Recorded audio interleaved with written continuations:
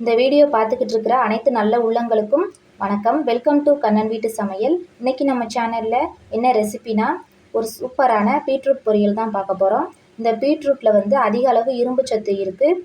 அதனால உடம்புல ரத்தத்தோட அளவு கம்மியாக இருக்கிறவங்க இந்த பீட்ரூட்டை வந்து பொரியலாவோ இல்லைன்னா ஜூஸாவோ எடுத்துக்கிறது ரொம்ப நல்லது. ப்ரெக்னெண்ட்டாக இருக்கிறவங்க வந்து இந்த பீட்ரூட்டை வந்து அடிக்கடி உணவில் சேர்த்துக்கிறது ரொம்பவே நல்லது. இந்த வீடியோ பார்த்துட்டு இருக்கிறவங்க இன்னும் நம்ம சேனல் சப்ஸ்கிரைப் பண்ணலைன்னா ப்ளீஸ் சப்ஸ்கிரைப் பண்ணிக்கோங்க. வாங்க இப்போ வீடியோக்குள்ளே போகலாம்.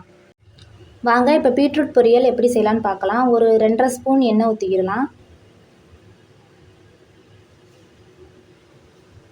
எண்ணெய் காஞ்சதும் கடுகு பொரியவும், சோம்பு, கருவேப்பிலை, சின்ன வெங்காயம் ஒரு 6 வெங்காயம் இந்த மாதிரி கட் பண்ணி வச்சுருக்கேன். கொஞ்சமாக 2 காஞ்ச மிளகாய், ஒரு ஸ்பூன் கடலைப்பருப்பு அரை மணி நேரத்துக்கு முன்னாடி தண்ணியில் இந்த மாதிரி ஊற வச்சுருக்கேன். அதை எடுத்து போட்டுக்கலாம்.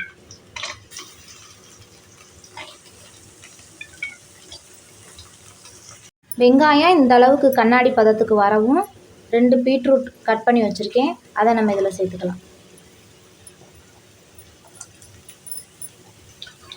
சேர்த்துட்டு நல்லா இந்த மாதிரி கிண்டி விட்டுக்கலாம்.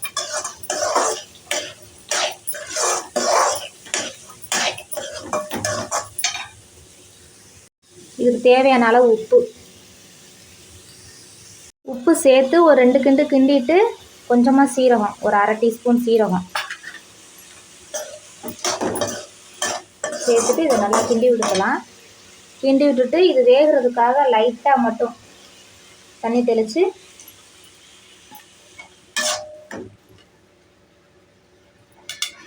ஒரு 5 நிமிஷம் மூடி போட்டு வேக வச்சுக்கலாம். அப்பப்போ எடுத்து நம்ம கிண்டி விட்டுக்கிறணும். மீடியம் ஃப்ளேமில் வச்சு அப்பப்போ எடுத்து இந்த மாதிரி கிண்டி விட்டுக்கிறணும். இல்லைன்னா அடியில் தீஞ்சு போயிடும்.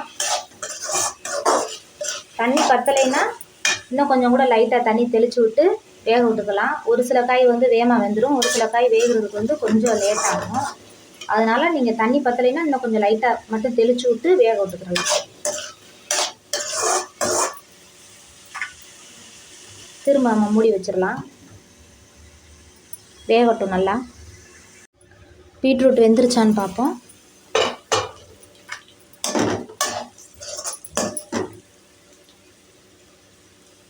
பீட்ரூட் நல்லா வெந்துருச்சு.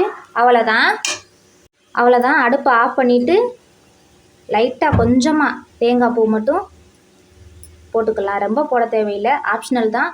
கொஞ்சமாக போட்டுக்கலாம்.